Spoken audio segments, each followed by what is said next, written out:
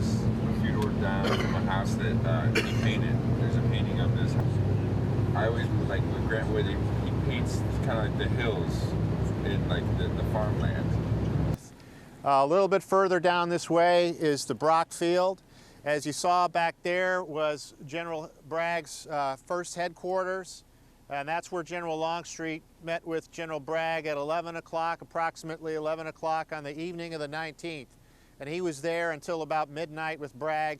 He stayed there for a couple of hours, Bragg says in his OR report, and then before sunrise sometime, Longstreet rode down here to assess where all of his units were and start deploying them for the battle. Bragg says, now if you look at your first map, the Google map with all of the units that I've put on top of it, this color one here on the second page, Bragg says, our forces were concentrated that night and a vigorous assault ordered at daylight on the 20th to commence on the right and to be taken up on the left. So this is this idea of the en echelon attack again. The right wing is over here, Leonidas Polk. So his most right unit is going to start the attack, and then the next unit on the left is going to go, and the next and the next and the next and so forth until the most left unit of the right wing starts the attack, and that's the signal for General Longstreet's wing to commence its attack. And so the whole thing is going to push the Union Army, in theory, by plan, this way, in front of the Brotherton property, and then down that way toward Lemoore's Cove. And that's the objective that Bragg has for the end state of what to do with the Union Army. Push it down there. He wants to push them down there because down in that area is what we call in military speak non-permissive terrain.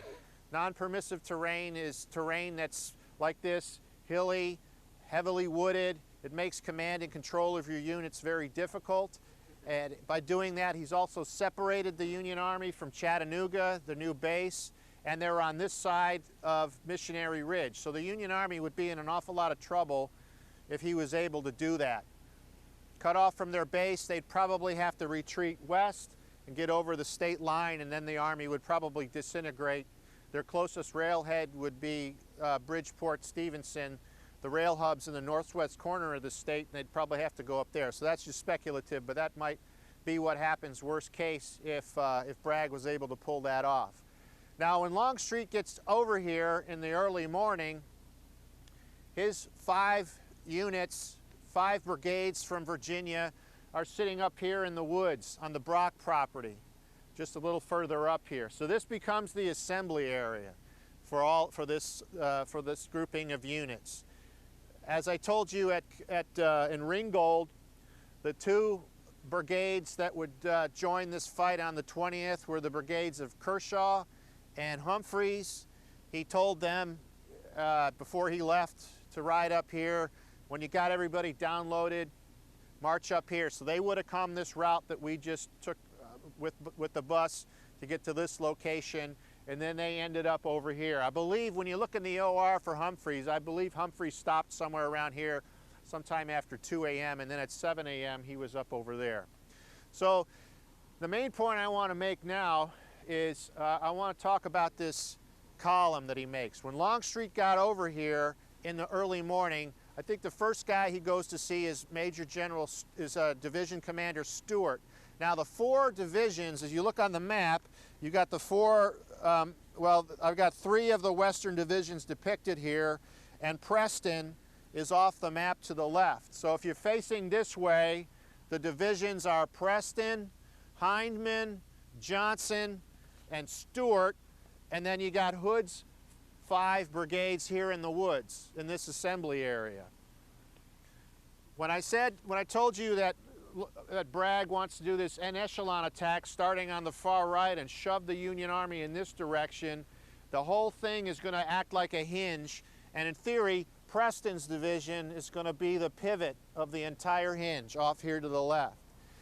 Now we know from Major General Stewart's OR that he's the one who told Longstreet that when you look on the map, that there's a huge gap between the left wing and the right wing under Polk. So that's the first thing Longstreet does, is close that gap. He tells General Stuart, move your division over. He moves his division over roughly a quarter mile, maybe a third of a mile. And then the other division, Johnson, moves over a little bit. And then Hindman is going to be to the left of Johnson.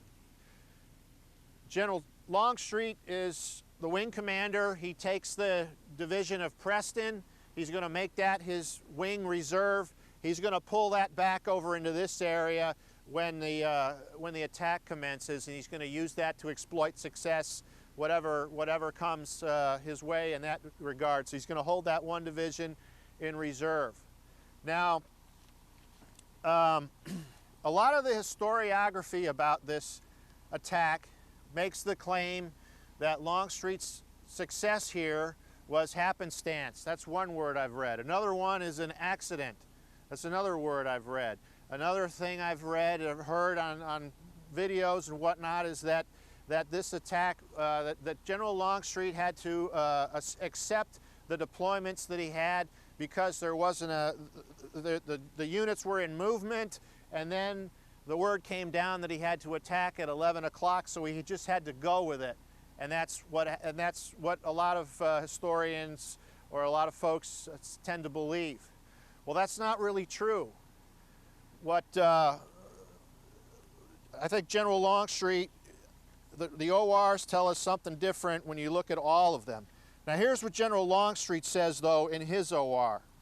He says, this is when he gets to this location and starts assessing all the units. He says, I set to work to have the line adjusted by closing to the right in order to occupy some vacant ground between the two wings and make room for Hood in the front line.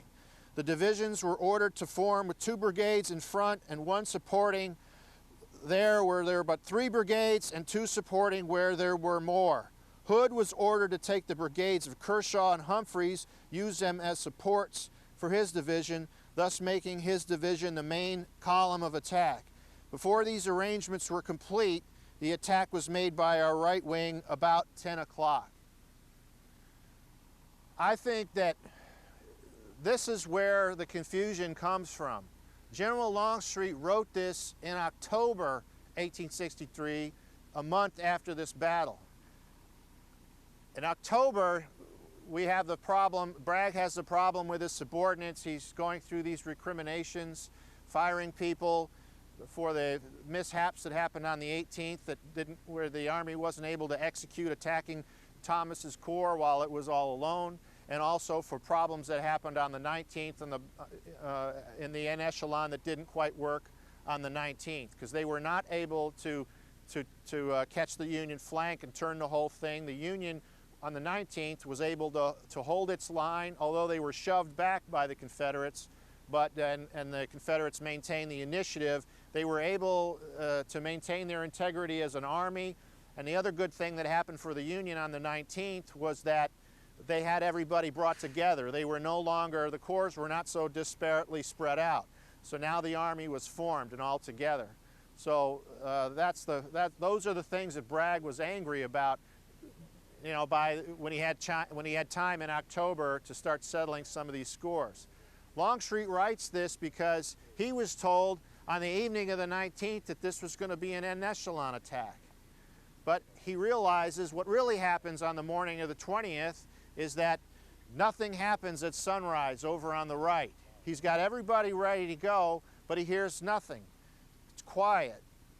The right wing doesn't start attacking until later in the morning, 9:30 in some accounts, 10 o'clock on other accounts. So the problem is, after 7 o'clock in the morning, Longstreet realizes nothing's going on. Now that means the en echelon attack is basically irrelevant, because the Union is going to use that time that nothing's happening to do position improvement themselves. They're going to set up logs, do some digging if they can to firm up their position. And that's what they do. So when the right wing finally gets cranked up and gets going, they're stopped for the most part. They don't get any momentum, they don't turn the flank, and they don't shove the right wing down this way at all. So Longstreet has to come up with something else. He has to improvise. And he does this sometime after 7 o'clock in the morning. He says in his OR, I was going to put Hood up front.